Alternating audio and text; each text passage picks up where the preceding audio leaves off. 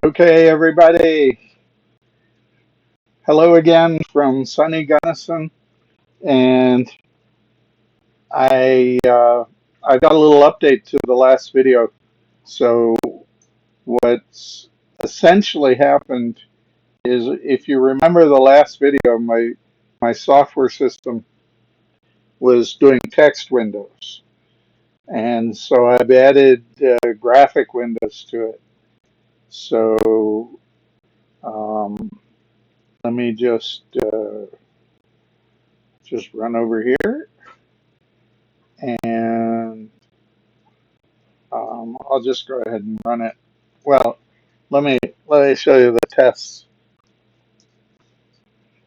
So this is my script that tests the features, and I commented out some of the stuff. I commented out the multi-threaded demo seems to work fine, uh, and some other stuff.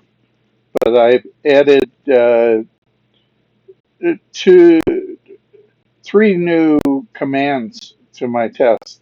There's test drawing 2, and save to file for a drawing window. So essentially what's happening is I've got the beginnings of graphics for the system, and this is it. Now it's just drawing a bunch of random ellipses and random lines to the system.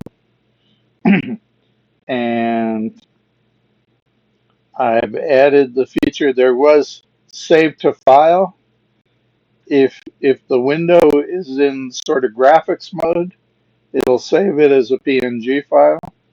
So if we look at the save to file, let me go ahead and close this down. If we look at the directory, let's see, WPF, WPF syscom dll.data, it's now got, we saved the contents of the help file to help.txt, and we saved that graphics window to a file called a PNG file, and you can name it whatever you want. So it's kind of cool. Doesn't it doesn't save the background, because in WPF there's a canvas that sits on top of the background, and it's only the canvas that's being saved. So if you really want a background, you can add a background later. So we're in we're in Paint, and we're in Paint.net, I should say, and we can just put a black background on it. So do it in another layer if we need to do that. It's actually convenient a lot of times for my graphics, for my artwork, to not have a background, to have everything in a PNG file with transparent background that lets me put in whatever background that I want, or I can overlay multiple artworks on top of the same file. But in any case, that's the main feature, and it's actually a big deal, um, in that it allows me to do graphics in the system. Now, I got one little problem. I named all those windows text windows, but I have I'll show you the in app code. You can see that I have the test drawing,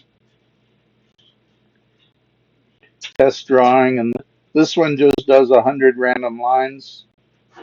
Um,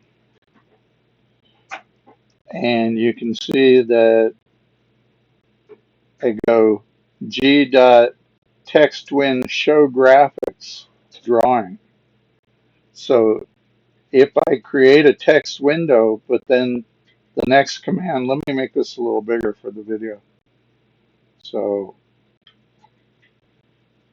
here I'm creating a text window called drawing, but then I'm saying g.textWindow show graphics. And in WPF, the window, these text windows have a rich text box, but what I'm doing is when you call this TextWins show graphics, it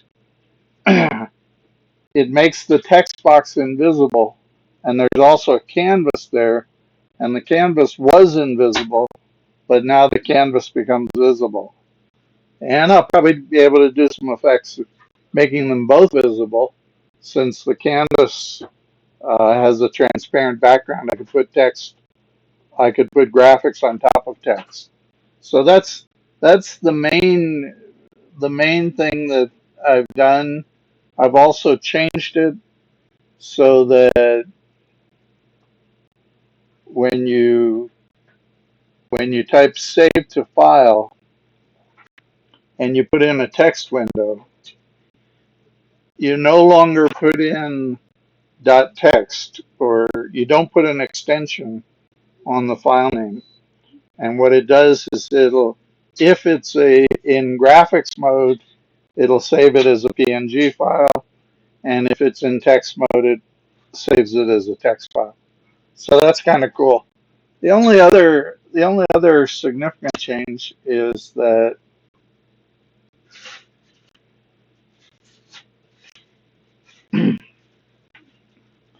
I'm going to close this.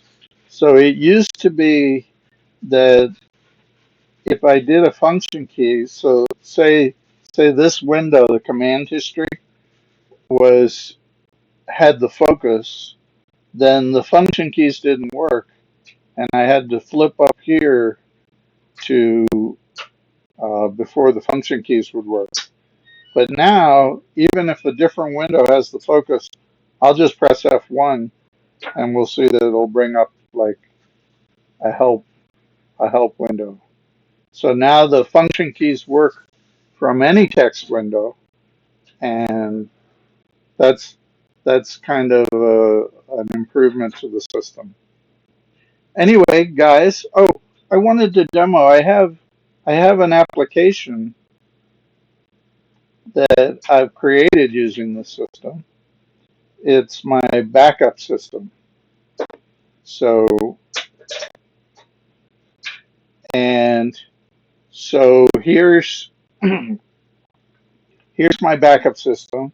I've moved the windows around a little bit, so the command history is up in this corner, and system messages go here, and there's a copyright notice down here. It's no big deal. By the way, this thing is beta, so use it at your own risk. Over here is a directions window that essentially shows what the function keys are assigned to. And if I press Control F1, I get to change what I call my backup label, and it becomes part of the 7-zip compressed file. So I could just say test backup,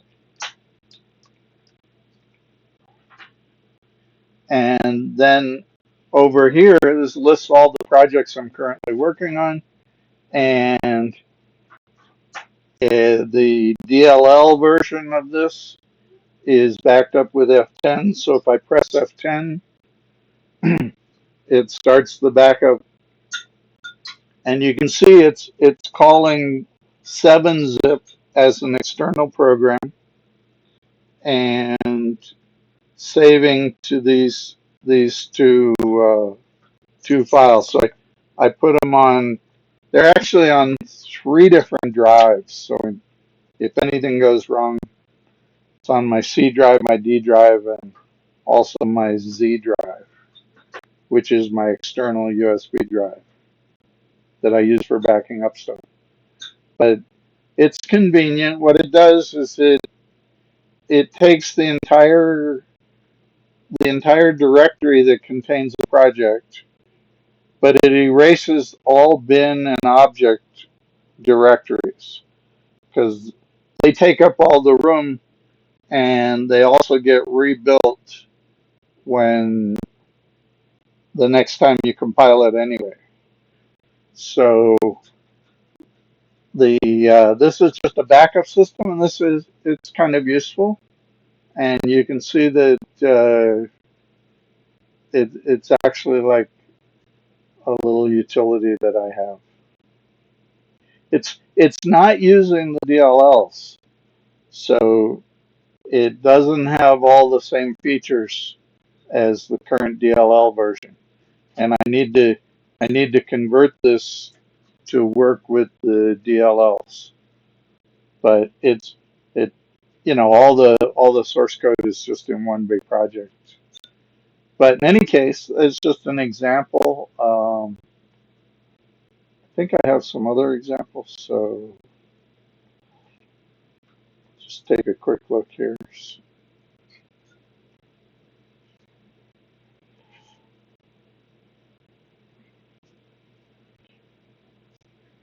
So I have a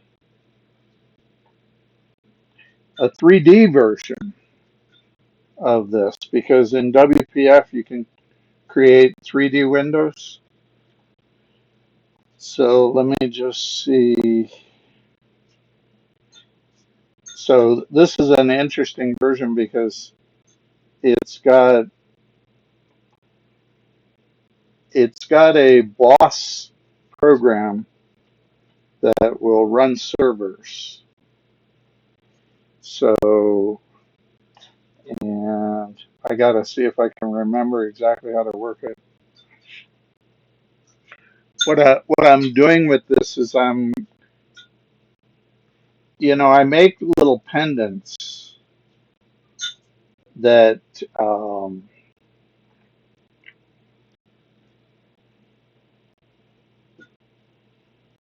I make little pendants. Now I got to figure out how to work this. Um, well, let me do help app because, and by the way, you don't have to program these help things. They're using something called reflection.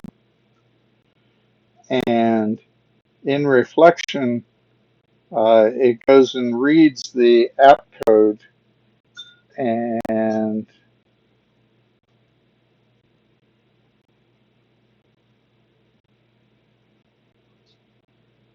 okay, so I kind of remember. It's not. This is not really for public consumption, but uh,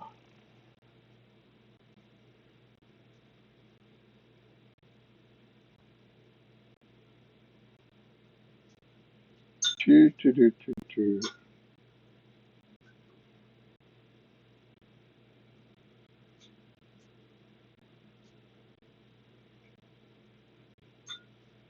So I think it's all done with batch files. So let me do help batch. I haven't played with this in a little while, so let me just see. Um, yeah, it's all done with make next, and it takes the evolutionary run name and the last generation. So let me go just look and see how many generations I've made. This is an evolutionary system where it makes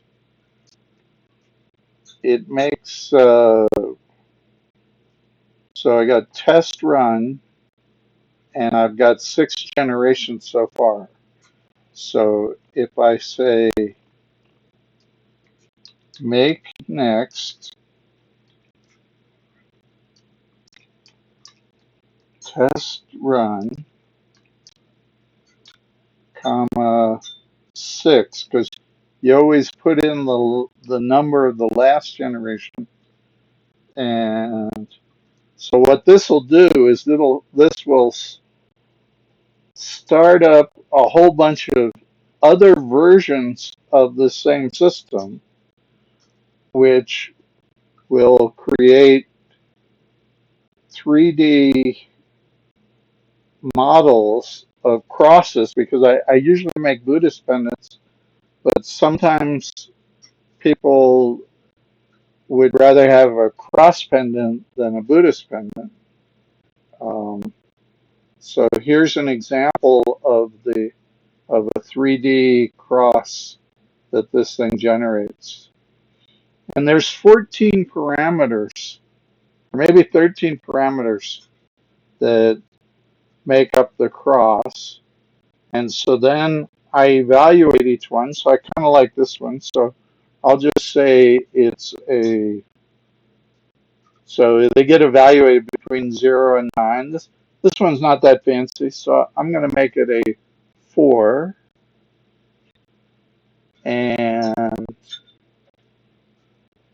I'm not sure. I may have a problem here. So this is very similar to the last one. Maybe they're all going to be the same. That happens if I didn't put in the right generation. Let me kill this, and you can see that it starts up like I think 50 servers. So let me close all windows, and it's not happy with that.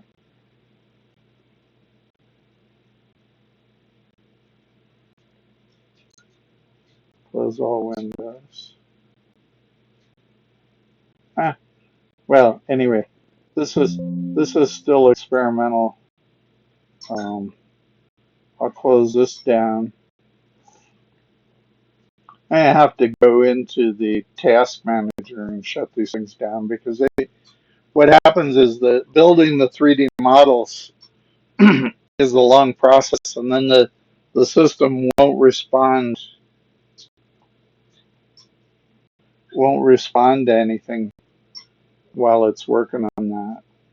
So let me see if I can find where these codes are.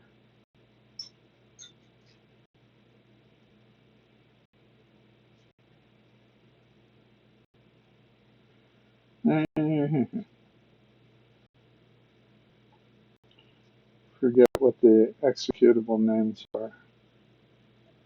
Oh, they did close. So that's good. Let me go back.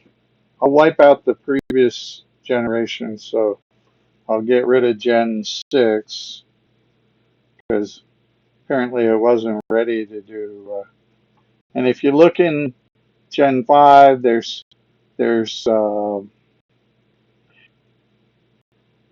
we can see if I make them extra large icons, you can see the 3D models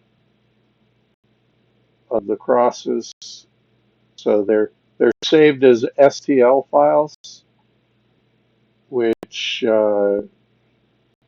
is what goes. Well, it doesn't go into the printer, but it goes into another program called a slicer that turns it into G code, and then that ends up in the 3D printer. So I can create little plastic versions of these, and then I use those as models, and I can either sandcast them using silver, or I can make stamps and make them in ceramics. So that's mostly what I'm doing, is I'm making them in ceramics. Um, I get a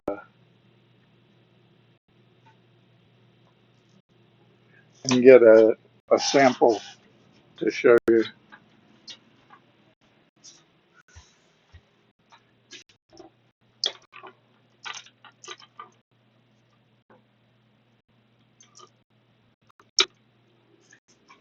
So the This is one that's made in ceramics, so they're a little primitive, but they kind of look good. So little pendant with a cross, and what happens is I usually make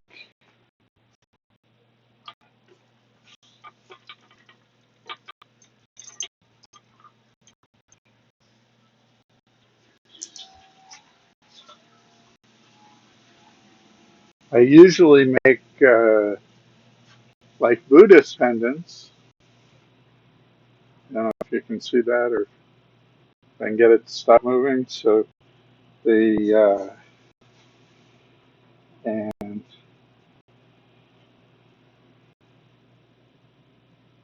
this another one. I kind of like this one. The but every once in a while, and then I just give them out to people, and every once in a while, people recoil and they go, "Oh, I don't like Buddhist pendants," and I say, "Well, you probably prefer a cross because I'm an ecumenical trinket maker, so just want everybody to be happy." Anyway, so let's see if I can run the system because it's kind of interesting to watch. It's a little rough, so let's see if I can get it to work. So Control 5 and help batch. And when you display the help for the batch, it shows any comments that come at the beginning of the batch file, and that's where you can describe what the parameters to the batch files are. So I guess we were looking at make next. Where is it? Make next, right? And the parameters are the evolutionary run name and the list generation. And I think I know what happened with the last run. I It's not test run, it's test e run for evolutionary run. So let's try running that again. So um, make next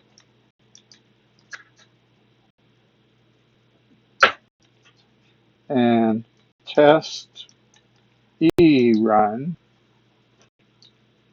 comma, and I wiped out the 6th generation. It's probably a mistake, but I am doesn't matter. I'll make a new 6th generation. And what this system is doing, I think it starts 100 servers, but it has a semaphore that only lets 20 of them run at a time. So okay, so here's another cross, 3D model. Um, yeah, I kind of like it. It's simple, but again, I'm going to give it a 4 because it's an evolutionary system, and so it requires that it get a fitness function. The fitness function is simply how much I like it. I like this one a little better, so it's a 5.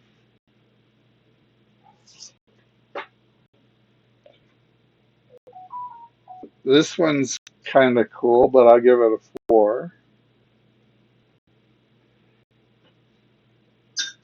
This one's kind of intricate, so I'm going to give it a 5.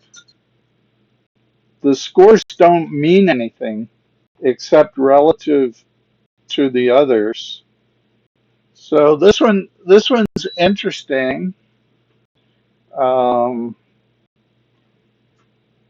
but it doesn't seem to have the right proportion. So I'm going to give it a 4.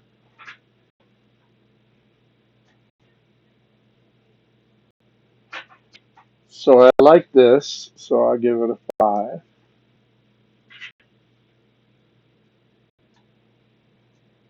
This is kind of cool. It's it's a more masculine design, so I'm gonna give it a 4. I don't care for that, so I'm gonna give it a 3.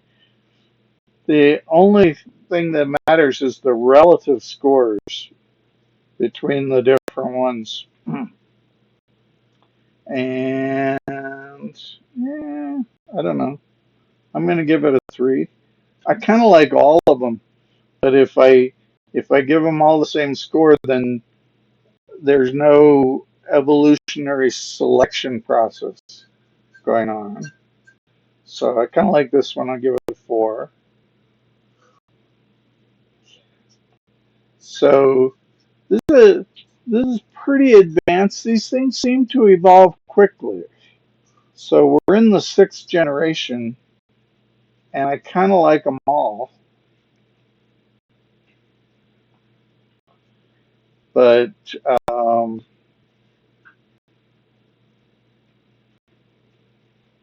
anyway, that just shows that you can this thing can support 3D windows, and that's why I like WPF more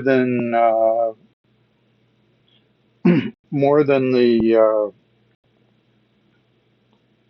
Windows Forms. But some of my artwork is based on bitmaps, and they seem to work better in Windows Forms. So So there's really 3 different types of graphic systems. There's the WPF two-dimensional graphics, the WPF three-dimensional graphics, and then there's the Windows Forms that's only two-dimensional. And so depending on what type of thing I'm doing, I can use one of those 3. Anyway, I like this one, so I'm going to give it a 5.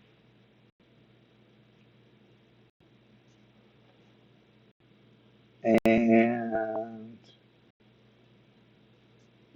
this one, I don't know. I'm going to give it a 3. It's not that great. Ooh, this one's kind of fancy. I'm going to give it a 5.